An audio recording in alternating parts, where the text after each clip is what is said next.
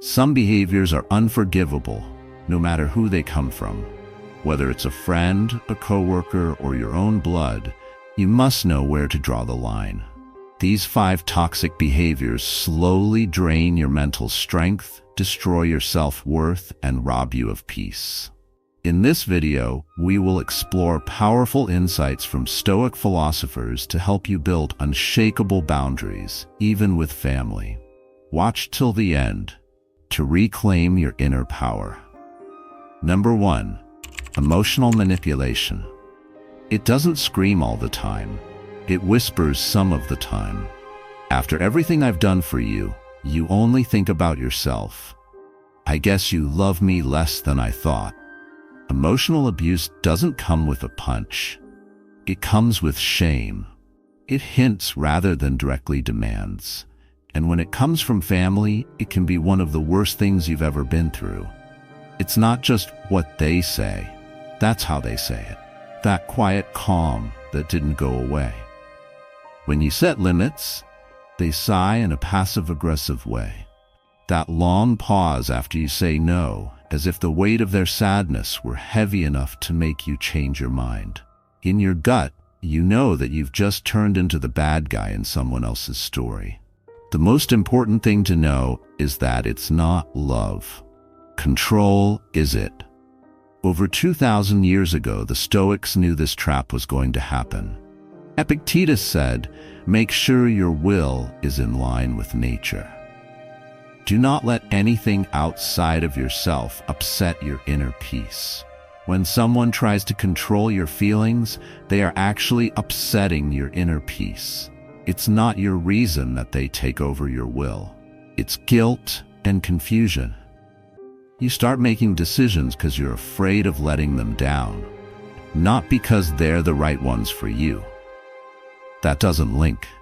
It's called mental blackmail. You've probably heard the famous phrase, "If you loved me, you'd do this." This is how you repay me after all I did for you? These aren't loving words, they're threats. They are meant to make you think about who you are, to make you feel bad about taking care of your own needs. The sad thing about mental manipulation is that it does more than just hurt your mind.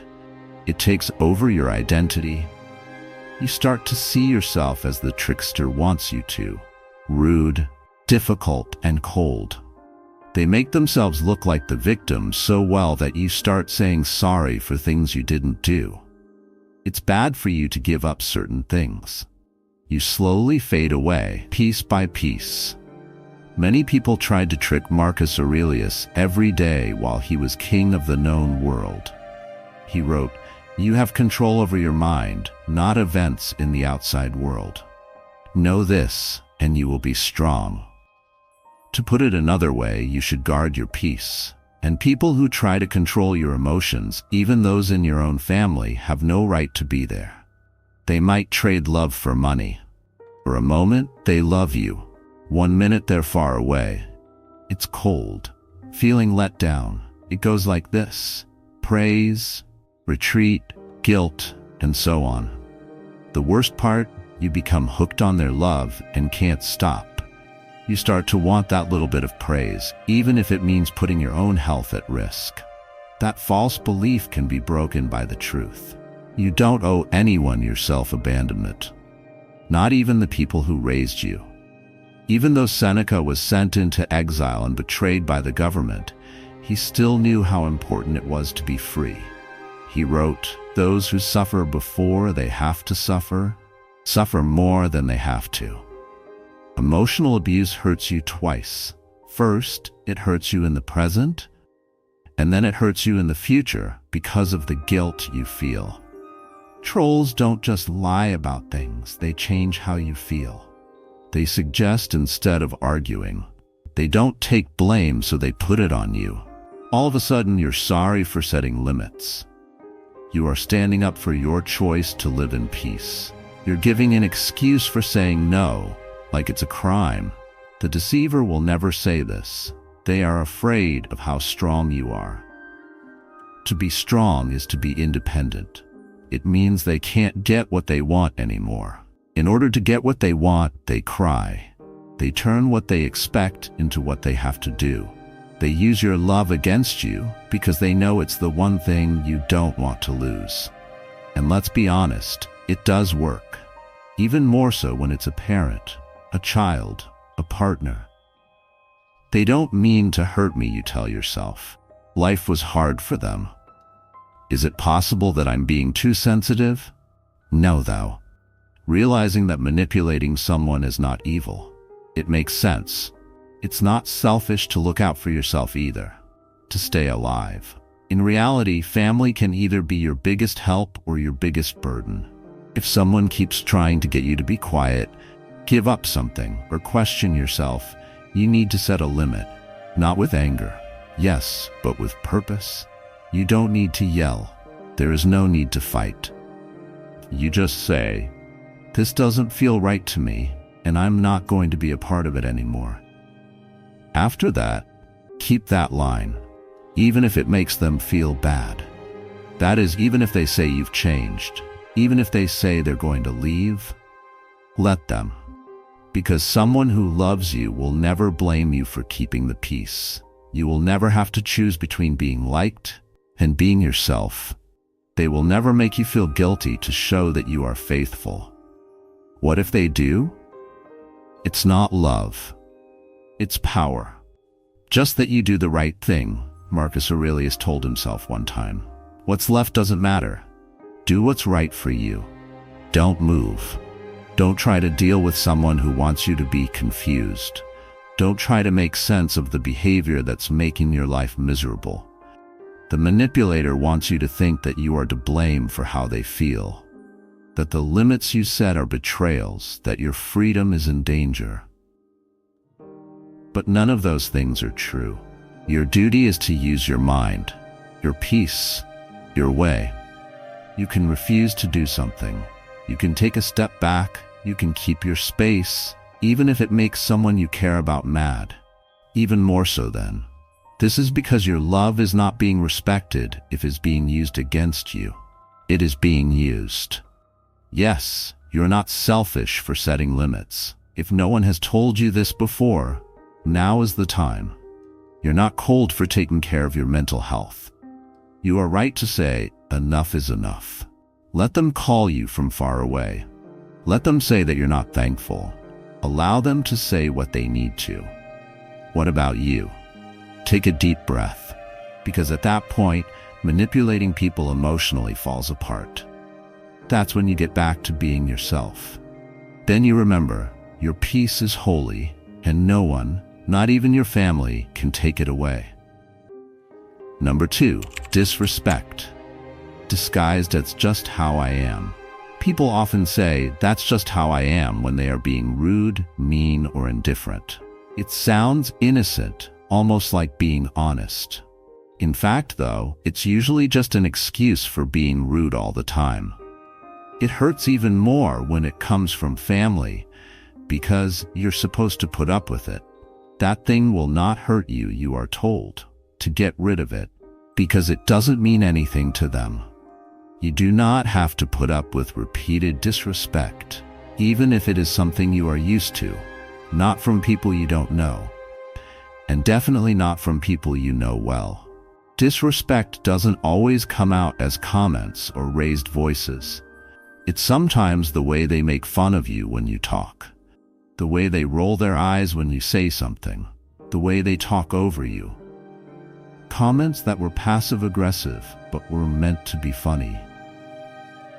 The choices they make for you without asking because they believe you don't know what's best. And how do you react? They change the story. You care too much. Don't make a scene. All of a sudden, you're not only hurt, you're sorry for being hurt. That's how people teach you to put up with being laughed at, not by yelling at you, but by slowly making you believe that your pain is your fault.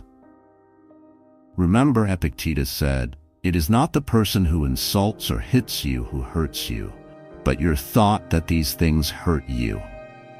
To put it another way, the real harm starts when you think it's not worth speaking up for your dignity and start to accept being mistreated as normal. That's the reason why saying, "That's just how I am," is so bad. It sounds like personality, but it's really just a cover for not wanting to change. Imagine someone who breaks your rules and then shrugs and says, "That's how I work." That's not self-awareness. That's resolve acting like it's real. Let's tell the truth. Everybody has flaws.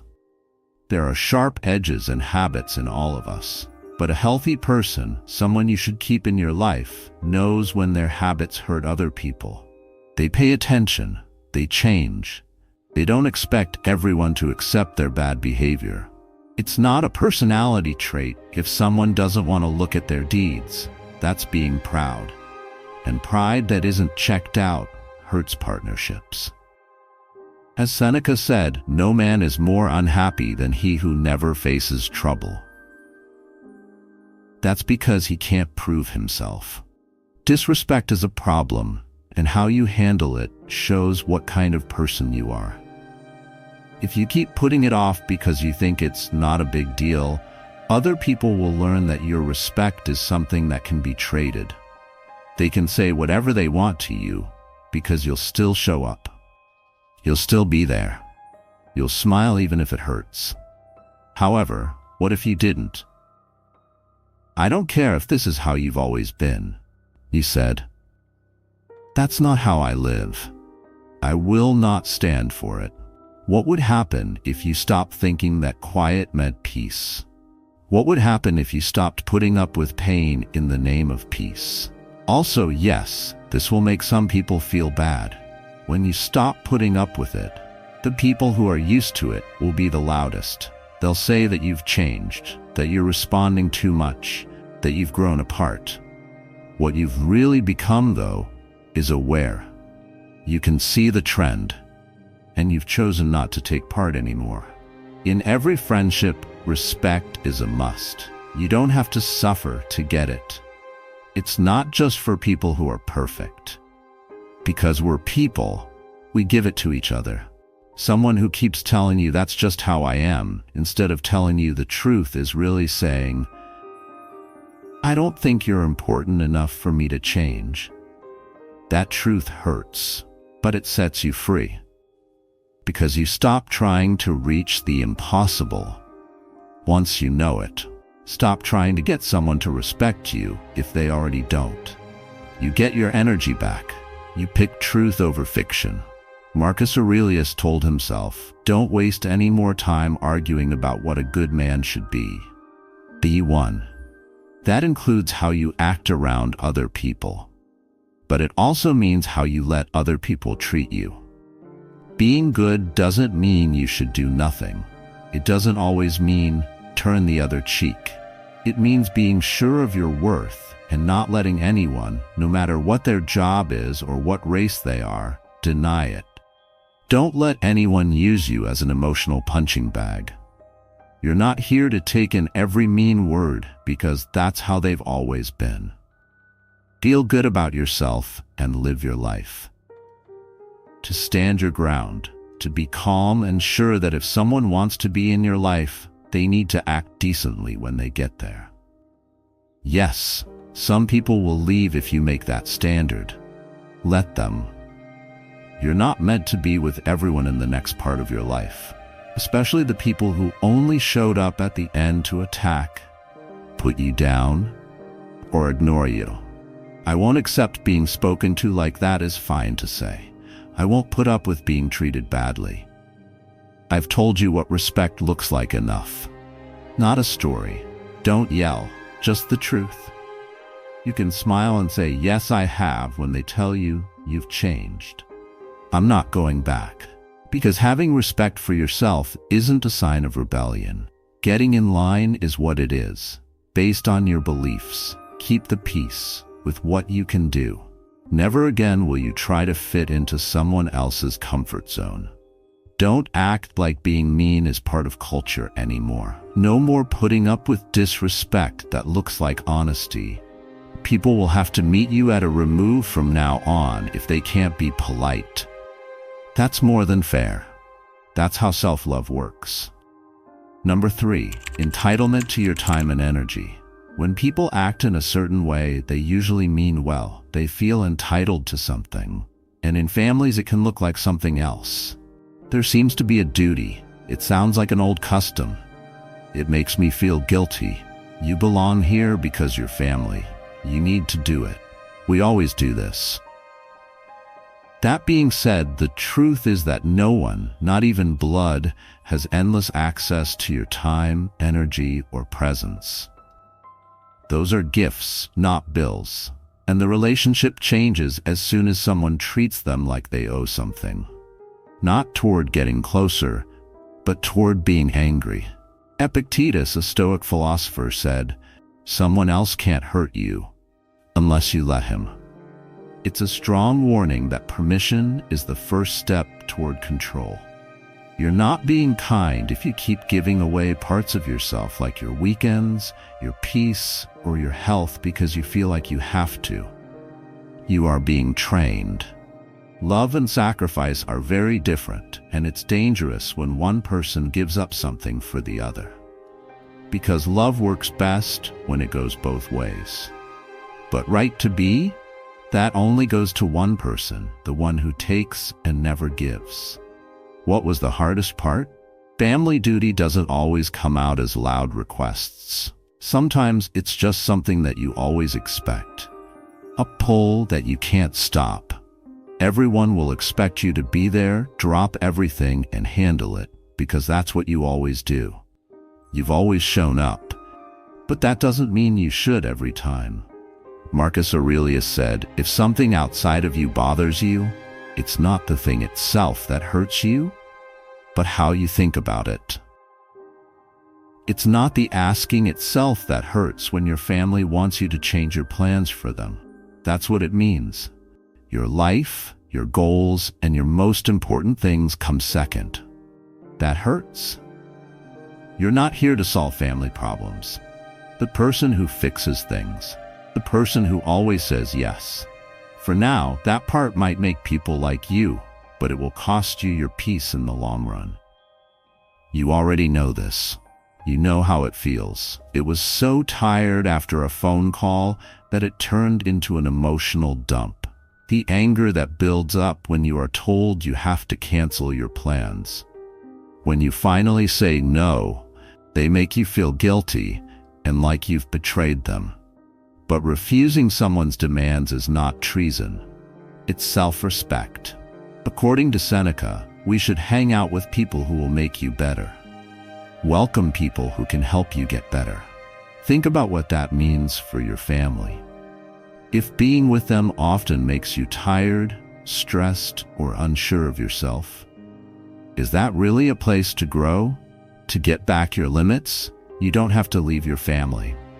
You should not treat your time as if it automatically belongs to them, though. Because you don't have the energy to build your own life when you give to people who only take. Family can be a wonderful way to get help. But you have to stop when their support is one way, when they expect you to be there, but never ask about your health, and when they treat your time like it belongs to everyone else. Ask yourself, is this love or is this control dressed up in tradition? Because the truth is that you don't have to keep the peace with everyone just because you share DNA. Biology is not a contract that makes you give up your own wants. They are the ones who deserve your time because they value it, not the ones who make you feel bad for setting limits. Imagine that every hour of your time was worth $1. Would you give $100 bills to people who don't thank you? Who never lends money? Who makes you do more every time you try to keep some for yourself? Money isn't as important as your time. You can never get it back. So keep it safe. Watch out for it. Put the money where it counts. This could mean missing a family event that makes you feel tired. It could mean giving up being the mental caretaker. You might have to learn to let someone be upset with you and be okay with that, because they were disappointed. That's about what they expect, not how much you're worth. And the longer you let people be uncomfortable, the faster they learn that your limits are not open for discussion. They show that you respect yourself. They can call you greedy. Tell them you've changed. They really mean, I don't like not being able to control you anymore. It's not your job to fix that.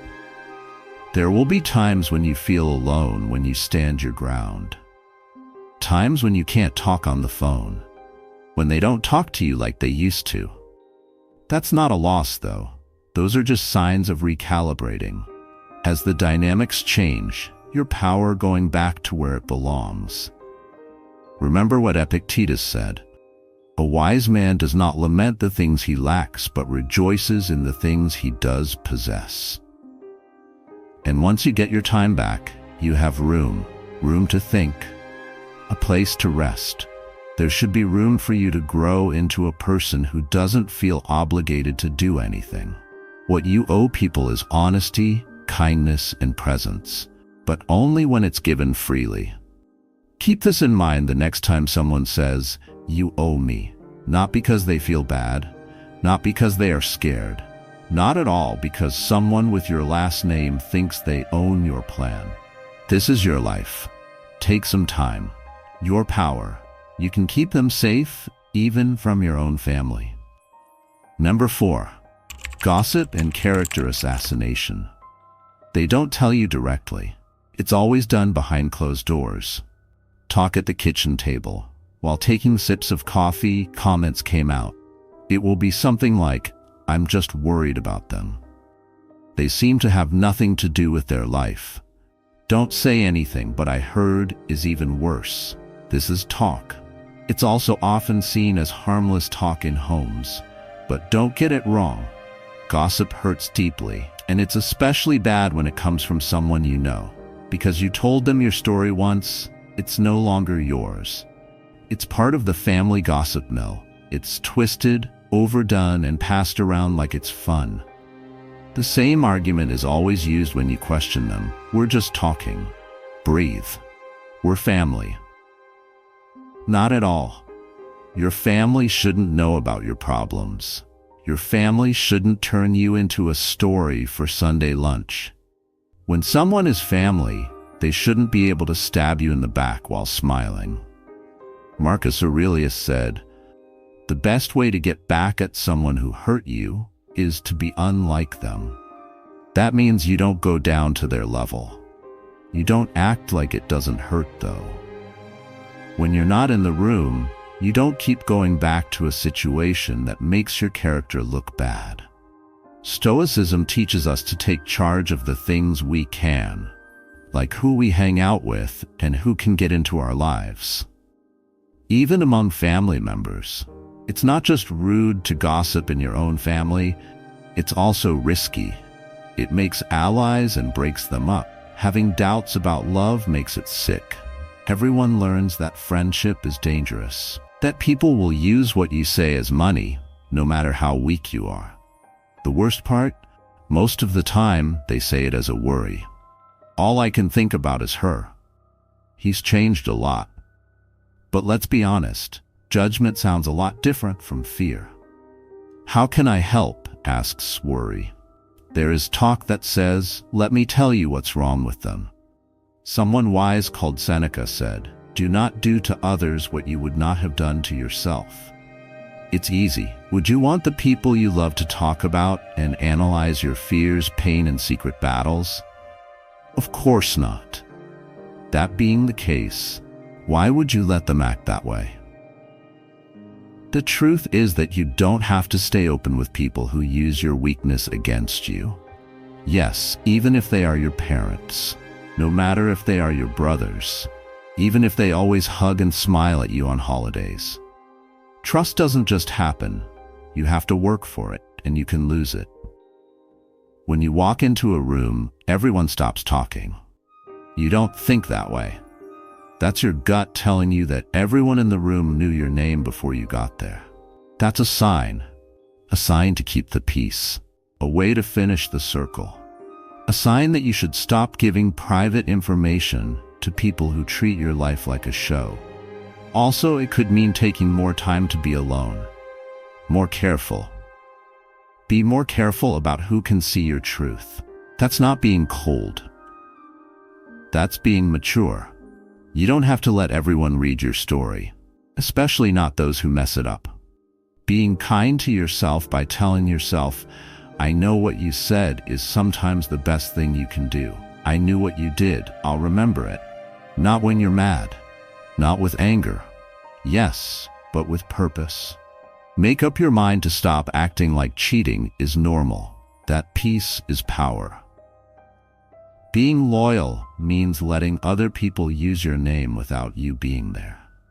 They can say that you've grown distant. Tell them you've changed. Since you've changed, you've passed groups where rumors are common and the truth is rarely spoken. And this change, that's not anger. It makes sense. That says, I won't stay emotionally naked around people who dress up my pain for conversation. Those who treat it like a toy will no longer have my trust. I'll love you from afar because you've made it dangerous to be close to you. It tells you more about them than it does about you. It shows how insecure they are, their lust. They need to be in charge, and most of all, they have no limits at all. And this is the permission you needed to stop being a part of that situation. There's no need to explain. You don't need to say anything. You don't need to be loud. You just move back. You change the way in. You change how your energy works. You lock the door and close it. After seeing the change, they will ask what took place. They will look confused. That's because people who talk badly about other people don't think they'll be held responsible. A sword never kills anyone. It is a tool in the killer's hand, Seneca said. Chatter is a tool, and the people who make it look easy to use are not good. They know how to do things. You don't have to stand there while they do it either. Your life deserves more respect than comments made in the background.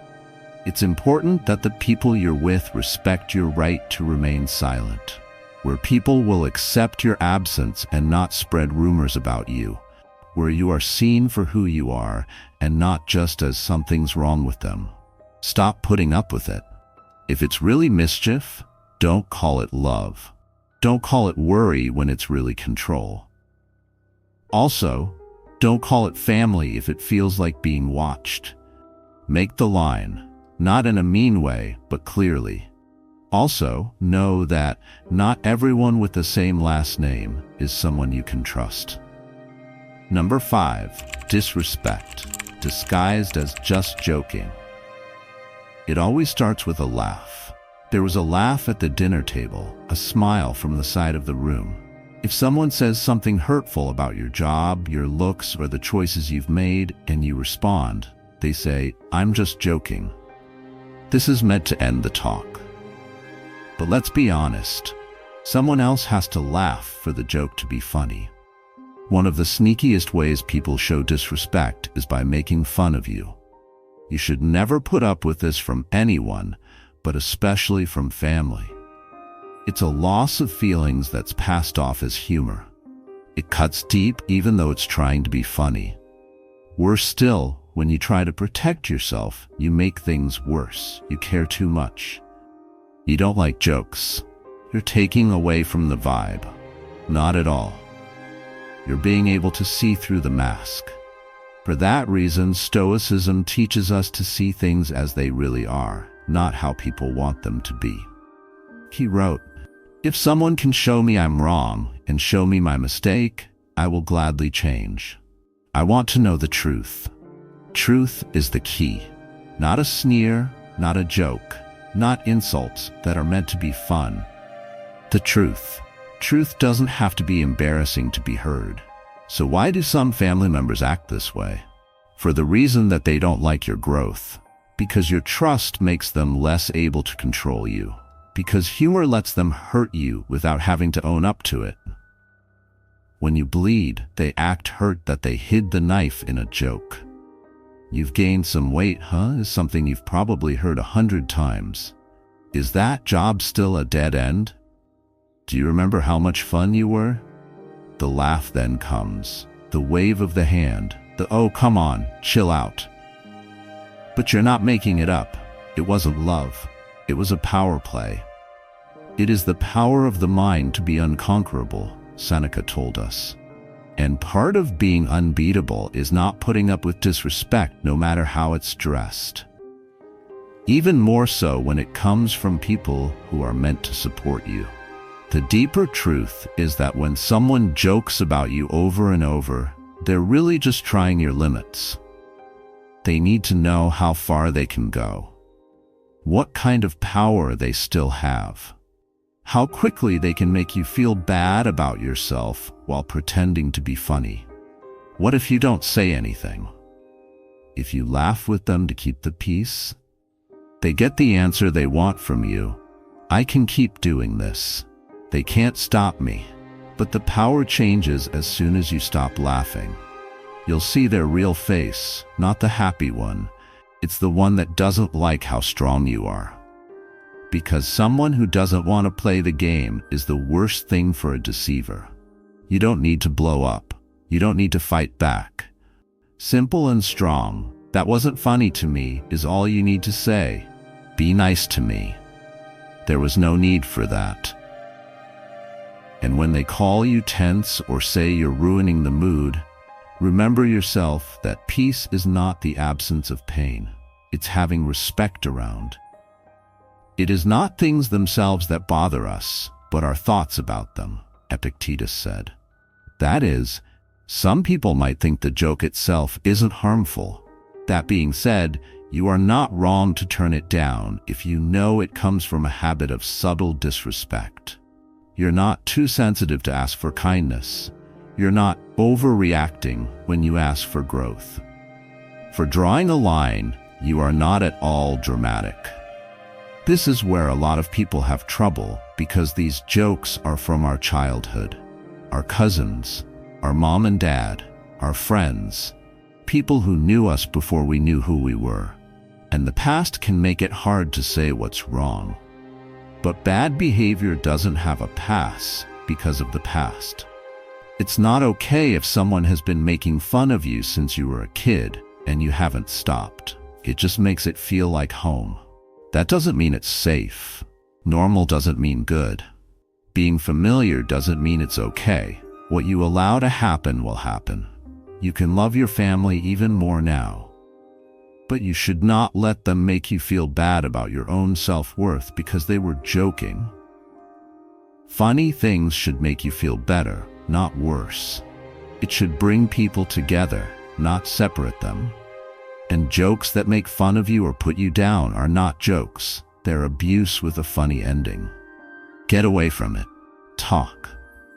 Change the conversation. If they still don't get it, give them some time to think about it. For their own sake, not because they are mean. The Stoics thought that people should live by reason and morality. And putting up with casual cruelty, even if it's disguised as humor, is neither sensible nor moral. Don't use yourself as a joke. People are not after you. You're not the family clown that they brought here to make them laugh. You're a real person, and your pride is important.